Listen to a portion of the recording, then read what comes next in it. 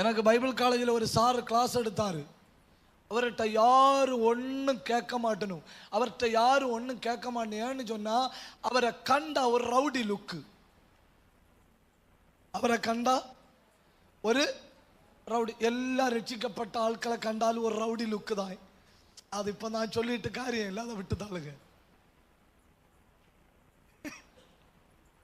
அவரை கண்டா ஒரு, ஏன்னா தலையில இப்படி கோடு கோடா கிடக்கும். பார்த்த உடனே தெரியும் எங்கேயோ கொண்டுட்டு நறு நரா வெட்டி இருக்கு.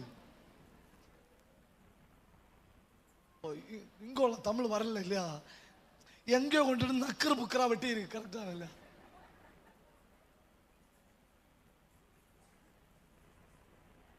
யாரும் அவர்கிட்ட கேள்வியாக காணும். ஆனா என்கிட்ட கொஞ்சம் அவர் பேசுவாரு.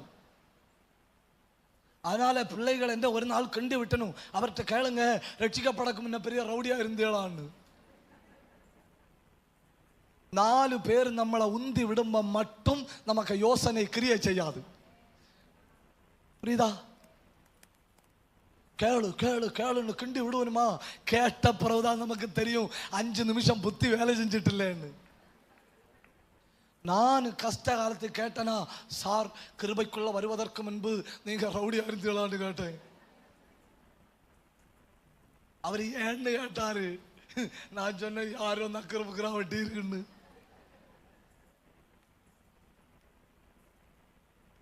ஏன்னா கஷ்ட காலம் பாருங்க.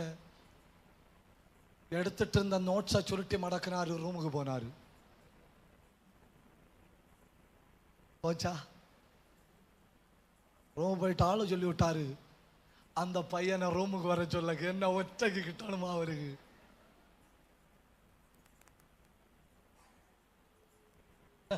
நான் ஒற்றைக்கு அவர் ரூம்ல பார்க்க போகும்போ கூட இருந்த பாதி ஆட்களுக்கும் தெரியும் கதை முடிந்ததுன்னு. அவரு ரூமுக்குள்ள போனேன். அவர் சொன்னாரு,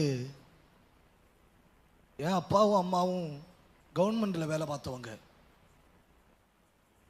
அதனால எங்க அம்மா பிரெக்னண்டா இருக்கும்போ ஒரு உயர்ந்த ஹாஸ்பிட்டல்ல கொண்டு போச்சணும். இந்த உயர்ந்த ஹாஸ்பிட்டல்ல கொண்டு போனப்போ வயிற்றுக்குள்ள இருந்த பிள்ளை 3 கிலோக்கு மேல.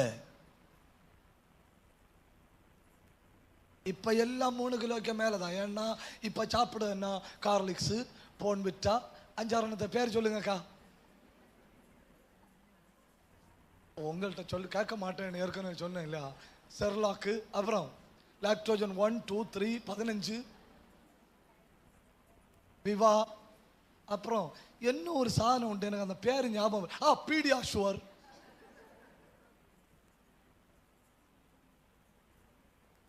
இதெல்லாம் சாப்பிட்டு இப்போ 3.5 கிலோ இருந்தா கிருபை. அன்னைக்கு 3.5 கிலோ இருந்தா அப்படி இல்லை, பயங்கரம். அங்கே டெலிவரிக்கு அட்மிட் பண்ண சமயத்தில் டாக்டர் இவருக்கு அப்பாவிட்ட சொல்லியிருக்காரு, ஒன்றே குழந்தை கிடைக்காது, இல்லைன்னா தாய் கிடைக்காது. இதில் எதுவும் உங்களுக்கு ப்ரிஃபர் பண்ணுறீங்க? அப்போ இவங்க அப்பா சொன்னாராம், தாய் இருந்தால் இன்னும் பிள்ளைகள் கிடைக்க வாய்ப்பு உண்டு இல்லையா, தாய் போதும்.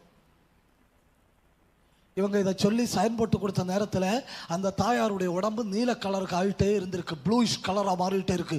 அதனால உடனே பிள்ளைய வெளியே எடுக்கணும்னு சொல்லி அந்த பெண்மணியுடைய கருவறைக்குள்ள ஒரு போர்க்க போட்டு பிள்ளைய இழுத்தணும். தலையில கரெக்டா தலையில அந்த கொரடை போட்டு பிள்ளைய பிடிச்சு வலிச்சு எடுத்தணும். வரல. நான் சொல்றது போல நீங்க சொல்லணும். சொல்லுவீங்களா? சொல்லுவீங்களா? நீங்க பேசுங்க.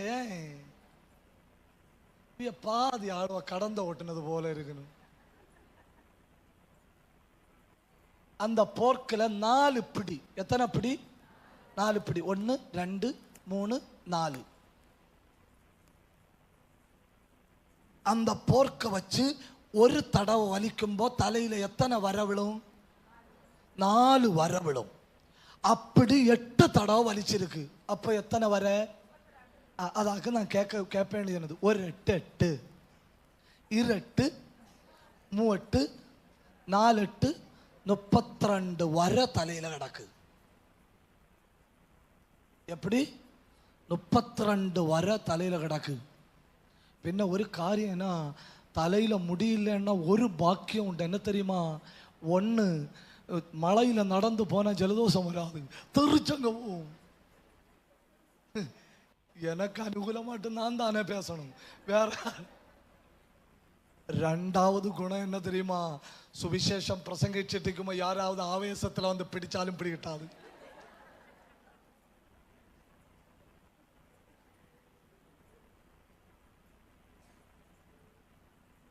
எட்டு தடவை வலிச்சினுமா, 32 தடவை தலை கிழிஞ்சு பிள்ளை வெளியே வந்து டிஷ்ஷில் வச்சு அந்த ஆப்ரேஷன் பண்ணின வேஸ்ட்டுகளை கொண்டு போடுற குட்டைக்குள்ள கொண்டு போட்டணும்.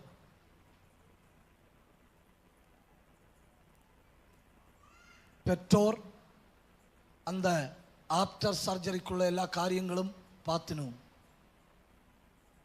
இந்த குட்டைக்குள்ள அன்னைக்கு 8 பிள்ளைகள் விழுந்திருக்கு. எத்தனை பிள்ளைகள்?